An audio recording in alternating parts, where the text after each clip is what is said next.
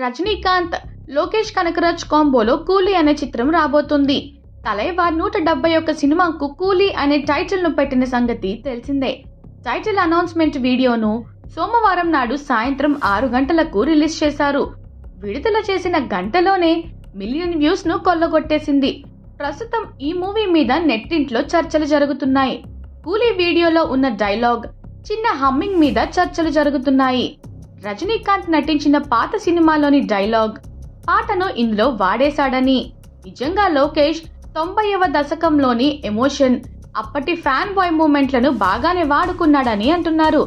రజనీకాంత్ రంగా సినిమాలో చెప్పిన డైలాగ్ను ఇక్కడ వాడారని కొందరు, కాదు అంతకుముందే జగమే తంత్రం అనే సినిమాలోని పాట లిరిక్స్ అని ఇంకొందరు అంటున్నారు.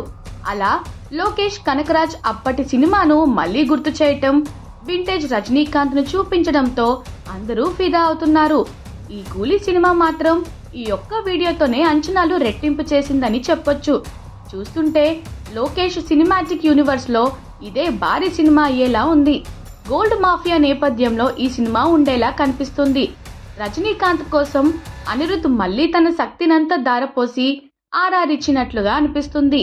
Lokesh vision, action sequence, Rajinikanth appearance, Anirudh ఆర్ఆర్తో కూలీ వీడియో ఈ రేంజ్ లో వైరల్ అవుతోంది.